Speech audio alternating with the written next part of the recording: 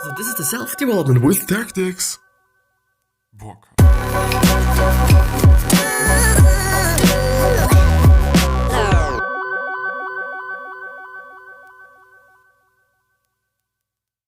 So, this one's gonna be about something. It might be about optimism, it might be also about this book summary, because I'm just looking up a few things that I could be talking about and those things, and I'm gonna decide in action, basically, or while I'm recording the episode, but there's just always gonna be more after the intro. And with that being said, hello, welcome back to the next episode of the Self-Development with Tactics podcast, and I am just really happy to be here. I do just have to set up my blankets so that there's not too much echo here, which is actually something that I should be doing before I'm starting to record the episode, but it is quite fine like this as well. I hope you're doing well. I'm doing quite well. My throat is a little bit sore, but it is what it is, It is what it is, but something that I'm seeing, which is like something that not everyone's gonna suggest you, and I'm also not suggesting it, and I'm also not advising you to do so. But often when I'm kind of feeling like a little bit, I don't want to say ill, but I kind of just, there's something going on, I know that something is going on, and I know that something isn't as right as it could be. And then when I'm doing some sports, just a regular workout, I do not even just want to push it to like, okay, you just have to have a shorter one. It shouldn't be too long. It shouldn't be too exhausting. It shouldn't be whatever. I'm then having a quite regular workout. And then it just really works fine for me in terms of actually feeling better afterwards or feeling more healthy. The thing is, as I'm just thinking about it, and as we have been talking about the placebo effect like 2 days ago, or maybe it has been yesterday, it also depends, because like I'm always recording an episode for the next day, and therefore there's just some sort of a switch there, or some sort of a delay there in terms of what I remember and what you probably are remembering.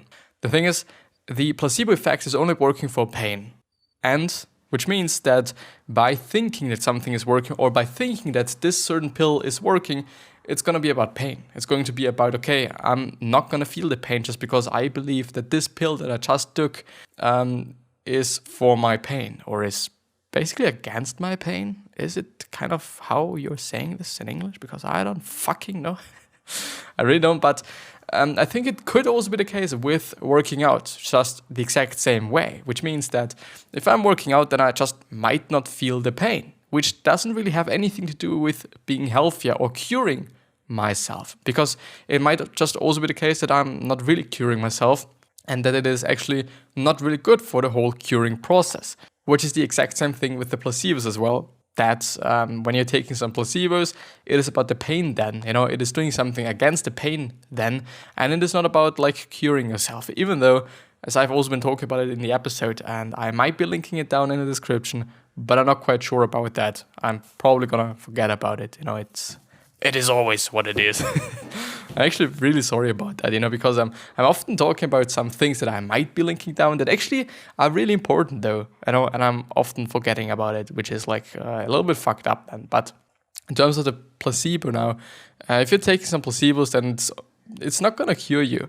But still, I believe that it might be curing you just because you think that it is curing you, because you don't have the pain any longer. And it is like, yeah, it is strange, and still we haven't really 100% found out how the placebo is working, and or just all different aspects of the placebo, whether it is just working or not, how it is working or not, in which circumstances it is working, and all those things. Like, there's a bunch of questions that we are still asking ourselves and which haven't actually been answered up to this point, as I've been going through just some articles from Harvard and whatnot. But let's actually head into optimism, I guess. Optimism is actually one of the things that I really believe can really improve just people's lives, just because being optimistic is important. Because I'm always thinking about, if you're just really negative and if you're really just pessimistic, then of course your life is not going to be as good as from somebody that is optimistic. And I would actually argue that it is because when you're optimistic, then you're probably going to focus on the good things in life. You're probably going to just look forward to the things and look into the future, and you're not going to be just mad at anything. You're not going to be just unhappy that something is a certain way because you think that in the future it's just going to be better anyway, because you know that you're optimist. Of course, there's now going to be just 100 million different explanations for what an optimist actually is. But for me, an optimist is somebody that is looking forward into the future, and he or she is seeing good, and also just maybe even expecting good. I think it also depends. Like, these are two just very different words, and the words are indeed really strong. And I do sometimes, which is a quite a funny thing, to really be honest, just because I am working about, I'm just talking about words, that I do kind of feel like that it is often the case that words do just matter a lot, and I still often give a fuck about them. I still often think like, well, it doesn't really matter which word that I'm using. But the thing is, using the right terms, using the right termini, if it is actually kind of something that you can be saying, I don't fucking know, it's probably going to be Latin. I think it's truly important. It is also just a way to just make communicating a little bit easier for both sides, actually. Because if both know the codes, if both know both just terminis actually, or terms, whatever, then it's really easy. Instead of describing things or just using other synonyms that the other won't know, and then all those things. Like, it's truly one thing to maximize the amount of maximize the speed maybe of the communication and the ability to understand the other person in the fastest way. But optimism is important, because when you're focusing on the bad stuff, when you're focusing on everything that is bad, and there is a lot of bad things. Like, I'm not going to sugarcoat anyone's life. I'm not going to sugarcoat anyone, indeed. I do also understand that people that are realists. I still believe that I am really optimistic, just in general, which also, on the other hand, seems to be the case for like the majority of the people. I've been just seeing, as I was in the train and looking up new things that I could be talking about, I've been actually seeing an article on optimism, and therefore also a study, and it's been like, okay, 60 to 80% are optimists. Something like that. Like, of course, it also depends on your circumstances, which is something that they have been talking about as well. And it also depends on your upbringing, and also the area you're living in, and whatnot. Like, there's just a lot of factors that do contribute to your optimism and or to your pessimism, which is something that's also pretty interesting, to be honest. That it is so just deeply or just heavily correlated to your upbringings and your motherhood and all those things. But still, coming back to the initial point, if you're just only focusing on what is bad, and when you're only seeing what is bad, of course you're gonna feel bad. And of course you're also gonna just be in a bad mood because you're only seeing the bad. Which might be like about pessimism, which might also not be about pessimism. I kind of feel like it is pessimistic when you're only seeing the bad things and basically neglecting the good things, because you're only seeing the bad things because you are a pessimist, because you focus on the bad things. But on the other hand, if you're a positive person and an optimistic person, and you're basically only focusing on whatever is good, on whatever is just well-doing and whatnot, then it's going to be something good. It's going to be something good because you're never ever somehow going to be in a bad mood just because you're not seeing the bad things, or you're not seeing the negative things, because through just only focusing on the good things, you're just not gonna see the bad things. It's the exact same thing as if I would be saying, like, just focus on something that's red. And if you're focusing on something that's red, you're probably not gonna be able to see something that's blue, just because you're focused on something that is red. Which is like an example by Tony Robbins, and he's really often doing that to just show the power of focus, the power of focusing on things, focusing on therefore actually objects.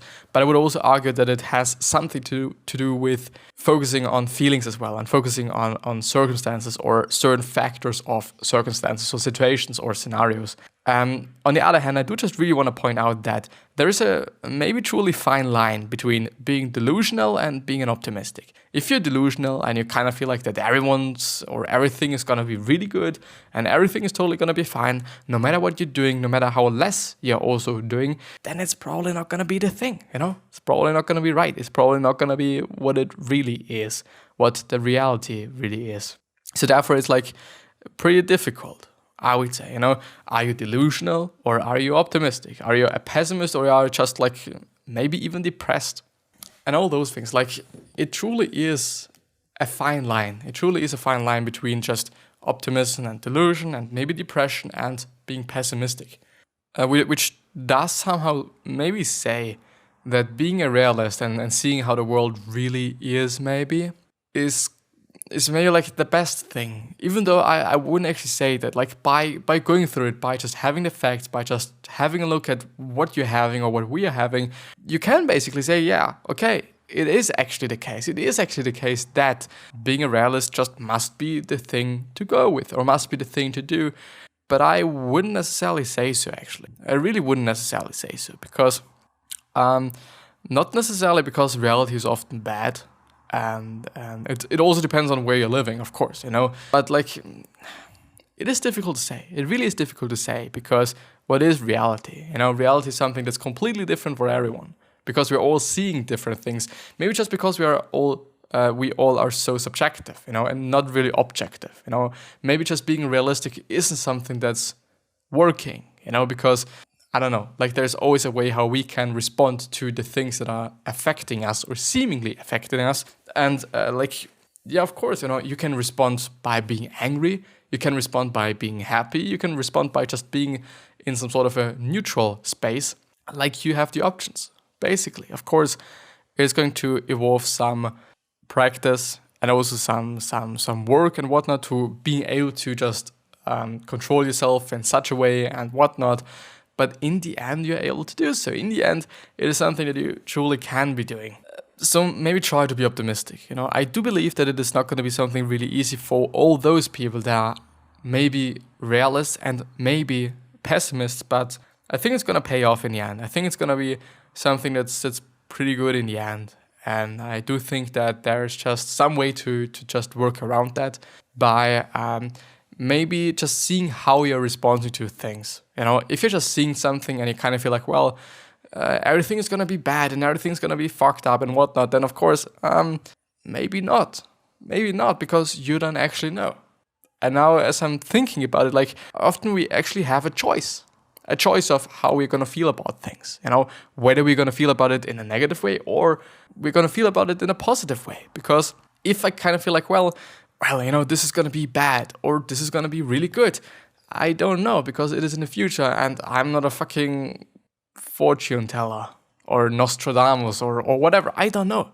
Therefore, you could actually choose. Of course, like, if you're just really positive and really optimistic and maybe delusional as well, and you're only seeing the good and whatnot, and you're expecting good, of course, it's gonna hurt if you're not right. And of course, it's gonna hurt if it is actually then not the case that whatever you're just thinking about or whatever you're talking about is gonna be the case as you thought about it or as you just hoped for it as well. But yeah. Let's actually go through some Reddit questions, I guess. I think it is actually a pretty good way to maybe solve and or talk about a lot of things that might be affecting you as well, or might also be affecting me as well, to just basically provide as much value as I possibly can, I guess. You know, I think it is a really good way. So let's actually have a look. The only problem there sometimes is that there's often like the same questions, which might just assume that a lot of people are thinking about the exact same things. Maybe in different ways, and maybe in just really personalized ways, of course, which lets them think like, okay, you know, this is my problem. You know, it is not a problem that everyone else can just have and whatnot, but it is not the case. Like, often there is some principles, some underlying principles that do just can be applicated. Is it like just the word? Because I don't know. Applicated to just a lot of different things, you know. There's a bunch of things. So let's have a look at the first question. As you can see, I've somehow changed the perspective because I think it might be cooler in such a way. It might be better in such a way. It might be more pleasant for the eye in such a way, and more convenient for you as well to just read along and whatnot. But yeah, your life could end today. Instead of rushing, slow down and enjoy.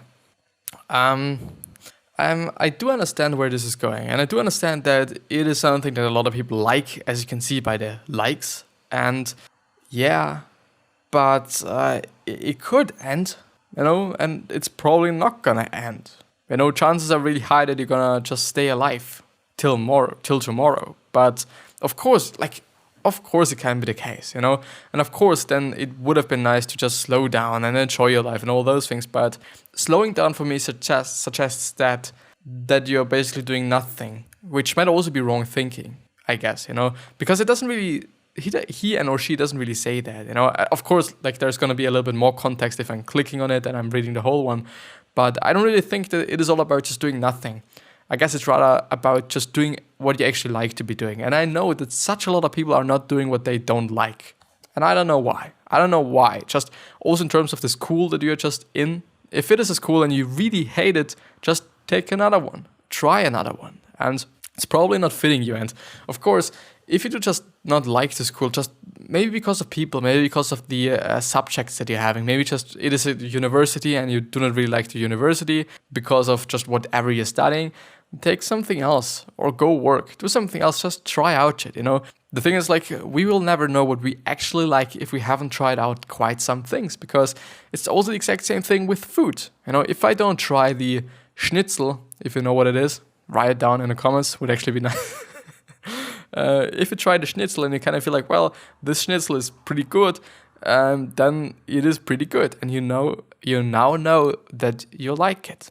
But if you don't ever try the fucking schnitzel, then you will never ever know whether you like it or not. Of course, you can assume, okay, there is some meat in it, and I do not really like meat in general, therefore I just probably not gonna like the schnitzel as well. Which you can assume, like it totally makes sense and it totally is applicable and whatnot, but really, not really, I would say. Like try it out, see if it is working or not, but it's definitely not gonna be about just doing nothing, I guess. And if it is just about doing nothing, then I have to say no. Because like if you're always feeling like, okay, this is gonna be the last day. This is gonna be the last day of your living, and you're basically doing nothing because of that, I don't know if this is gonna lead to a lot of happiness if you're doing nothing all day long. Unless it is actually something that makes you happy. But like I'm repeating myself. Let's go for the next one.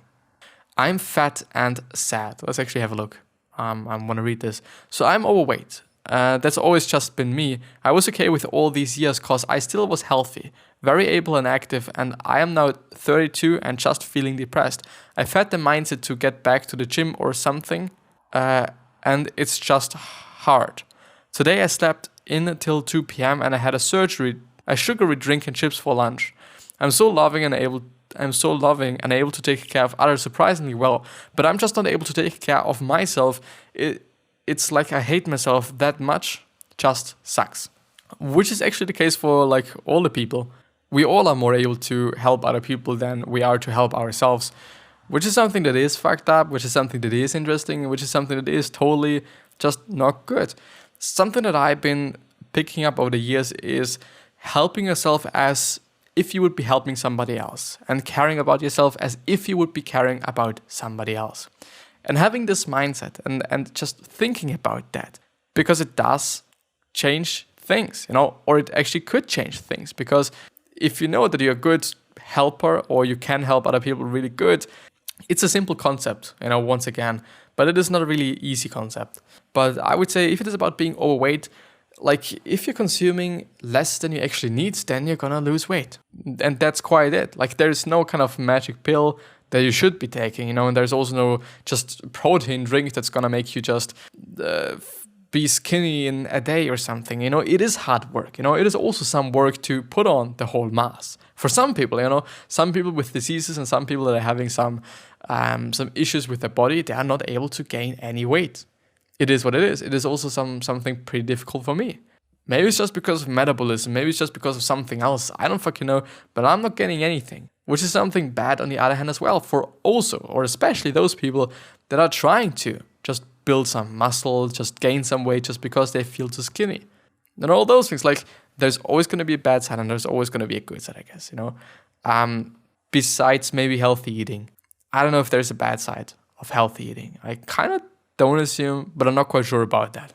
So if you're overweight and you feel like that you just want to lose some weight and you are actually overweight and you do not really feel good about yourself, just lose weight. The just is a little bit arrogant maybe, and it is like a little bit like, okay, just do it, it is really easy. It is not easy, but it is simple. Once again, the whole concept is simple. You're just not eating as much as you're doing at this point in time. You're not eating as much as your body is in need of, which might be like I don't know, 2,000 calories. If you're probably if you're eating 1000 calories, you're gonna fucking lose weight. And a good way to do that is by just doing a lot of sports, because sports lets you burn a lot of calories, which makes everything a little bit easier, because then you're not gonna be able to just eat that again, Just doing an hour of sports, which is probably gonna burn like, let's say 500 calories or something. It depends on whatever you're doing, of course. And like eating 500 calories is really easy, but not if you have already been eating quite a bunch of things, if you know what I'm referring to, if you know what I'm just heading towards, basically. So it's all about just not eating as much as you need, or as your body seems to be in need of, actually. But yeah, I guess this is actually going to be the end of the episode. I think it's been a good episode. I think it's been like a really just okay one, I guess. I hope that you've liked it, and I hope that you've been able to just gain something out of this episode. But yeah, I wish you the best health, of happiness, and also success. And I also hope that you're going to remind yourself on how you're going to be remembered, which basically means your legacy. 3 other questions that I'm having for you are: why are you here? What are you trying to change? And what is bothering you the most? These 3 questions are hopefully going to show you your purpose and maybe even a business idea, because a lot of companies started out with solving something that really pissed them off in the first place. Just because there's probably going to be something that really pisses you off as well. But yeah, I'm going to see you the next time. I at least hope.